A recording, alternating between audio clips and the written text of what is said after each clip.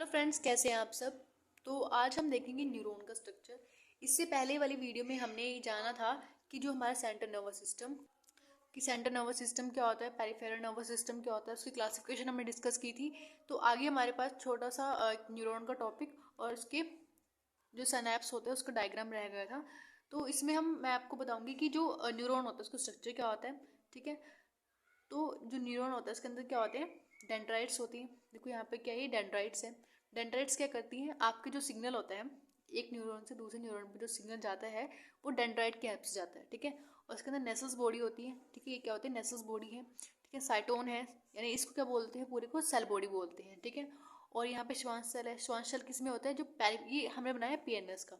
जहाँ पे भी श्वास सेल दिख जाए आपको तो वो पीएनएस में क्या करता है, न्यूट्रिशन प्रोवाइड कराने का काम करता है आपके न्यूरॉन्स को।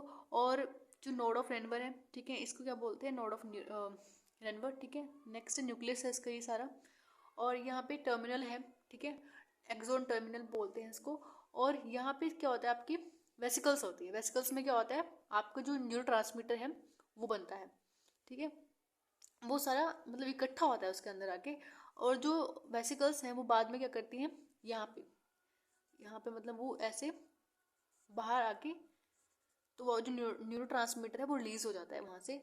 और सैनेप्टिक क्लाफ्ट जिसको बोलते हैं, ठीक है, वहाँ पे उसके बीच में जैसे एक यहाँ पे क्या होता है, दूसरे जो हमारे पास सेल्स होते हैं न्यूरॉन्स, वहाँ पे क्या होता है, उसके डेंड्राइट्स है, तो उसके रिसेप्टर पे जाके क्या होगा, वो न्यूरो वो जाके लग जाएगा। ठीक है। तो ये था हमारा कॉमन सा न्यूरॉन का स्ट्रक्चर। नेक्स्ट हम देखते हैं सैनैप्स क्या होते हैं। देखो सैनैप्स क्या होते हैं, जंक्शन होते हैं between two neurons and neurons. और जो टारगेट होते हैं, देखो यहाँ पे मैं, synapse is the junction between two neurons और न्यूरॉन्स एंड टारगेट और effect cell such as the muscle cell. ठीक है। और नेक्स्ट है, it permits the transmission of the electric और केमिकल सिग्नल।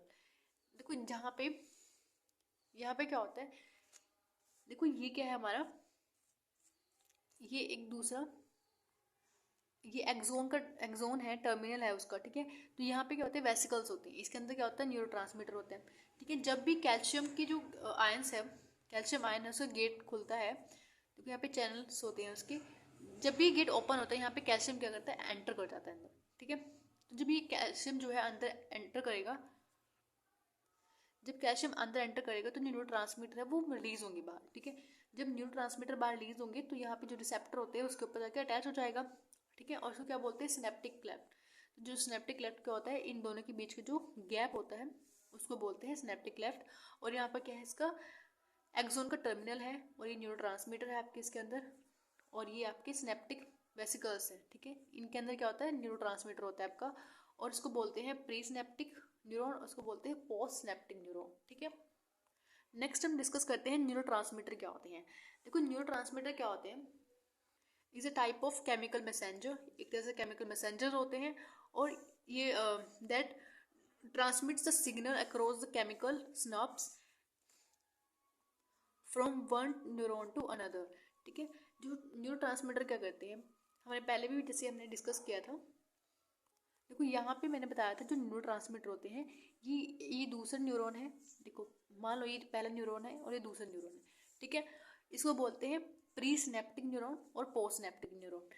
तो जो भी न्यूरोट्रांसमीटर क्या होंगे, यहाँ से रिलीज होंगे, तो वो कहाँ पे जाके लगेंगे, पोस्ट सिनेप्टिक न्यूरॉन्स पे। ठीक है। यानी एक न्यूरॉन से दूसरे न्यूरॉन पर जो न्यूरोट्रांसमीटर अटैच होता है और वो सिग्नल के लिए अटैच होता है, ताकि उसको दूसरे वाले न्यूरॉन को सिग्नल मिल सके। ठीक है। और जो ये न्यूरोट्रांसमीटर है वो दो, यानी जब भी आपके पास रिस्पॉन्स, अगर वो रिस्पॉन्स होगा सिंपथेटिक, सिंपथेटिक फॉर्म में क्या होता है, एड्रेनर्जिक रिस्पॉन्स में, यानी जो न्यूरोट्रांसमीटर होते हैं एड्रेनर्जिक, तो ये रिस्पॉन्स क्या करते हैं, सिंपथेटिक में फॉर्म होता है। ठीक है। और पैरासिम्पथेटिक में कौन से होते हैं, एसिटाइलकोलिन, इसको कोलिनर्जिक भी बोलते हैं। ठीक है। तो आपको ये चीज़ याद रखनी है, ये बहुत ज़्यादा काम आएगी आगे। नेक्स्ट है both adrenergic and cholinergic division work as a antagonistically to maintain the homeostasis। यानी जो ये दोनों, जैसे न्यूरोट्रांसमीटर है, ये दोनों अपोजिट काम करते हैं। एंटागोनिस्ट का मतलब मीनिंग क्या होता है, यानी अपोजिट काम करना एक दूसरे के। ठीक है, क्योंकि देखो ये किस केस में काम कर रहे हैं, सिंपैथेटिक में, ठीक है। और जो एसिटाइलकोलिन है वो पैरासिम्पैथेटिक फॉर्म में, यानी देखो आपने पढ़ा भी था कि जो पैरासिम्पैथेटिक होता है, सिंपैथेटिक होता है, इसमें क्या होता है, इसमें बीपी बढ़ जाता है सिंपैथेटिक केस में, और जो आपका हार्ट रेट है वो भी ज़्यादा इंक्रीज हो जाता है, आपकी जो सलाइवरी जूसेस होते हैं उसके वो बिल्कुल ही कम हो जाते हैं, ठीक है। और इसमें क्या होता है, बिल्कुल अपोजिट काम करते हैं। तो हुआ ना, दोनों का क्या होगा, अपोजिट, यानी एंटागोनिस्टिकली फंक्शन होगा, लेकिन वो किस लिए होता है, होमोस्टेसिस को मेंटेन करने के लिए होता है, ठीक है। Adrenergic system produces catecholamine like the dopamine, epinephrine, norepinephrine, ठीक है। तो ये क्या होते हैं, ये हमारे न्यूरोट्रांसमीटर होते हैं। जैसे डोपामीन किस लिए होता है, प्लेजर के लिए होता है, ठीक है, responsible for allowing you to feel pleasure and motivate. Next है एपिनेफ्रिन, किस लिए होता है, एपिनेफ्रिन में क्या होता है, एपिनेफ्रिन को क्या बोलते हैं, एड्रेनालाइन। एड्रेनालाइन क्या होता है, ये एपिनेफ्रिन का दूसरा नाम होता है। तो ये जो न्यूरोट्रांसमीटर है वो किस लिए इंपॉर्टेंट होता है, production in the produce in stressful and emergency situation. और ये उस टाइम पे क्या करता है, आपका हार्ट रेट इंक्रीज कर देता है, आपका जो ब्लड फ्लो है वो भी क्या हो जाता है, इंक्रीज हो जाता है इस केस में। और नेक्स्ट है नॉन एपिनेफ्रिन, इसको नोर एड्रेनालाइन भी बोलते हैं, ठीक है। तो इस केस में क्या होता है, आपका जो ब्रेन है, ठीक है, attention action of the brain, इसमें आपका ब्रेन अटेंशन रहता है, ठीक है। और आपका जो ब्लड फ्लो है वो भी मेंटेन रहता है इसके अंदर, और कॉन्ट्रैक्टिंग द मसल्स वो भी वेसल्स वो भी अच्छे से होती है इसमें, ठीक है। नेक्स्ट हम बात करते हैं एड्रेनर्जिक न्यूरोट्रांसमीटर में। देखो एनी का मतलब होता है नॉन एपिनेफ्रिन, एपिनेफ्रिन और डोपामिन, ठीक है। तो मैंने इसकी शॉर्ट फॉर्म लिखी है। तो एक ऐसे केमिकल्स होते हैं जिसमें कैटिकोलामाइन होते हैं, ठीक है। कैटिकोलामाइन को हमने CA के साथ क्या किया है, मीन्स लिखा है इसमें शॉर्ट फॉर्म में। ये reference all the organic compound that contains nucleus, जिसमें इसमें क्या होता है, ऑर्थो डाईहाइड्रोक्सीबेंजीन एंड इथाइलामाइन। तो जो देखो इसमें मैं यहाँ बताती हूँ, जो कैटिकोल है, कैटिकोल में क्या होता है, ये आपकी कैटिकोल रिंग है, ठीक है। यानी इसमें क्या होता है, OH दो ग्रुप जुड़े होते हैं, ठीक है। और ये आपकी कौन सी रिंग है, इसका जो नेम है ऑर्थो डाई हाइड्रोक्सीबेंजीन, इसको ही बोलते हैं, ठीक है। ये कैटिकोल का एक आयुर्वेदिक नेम है।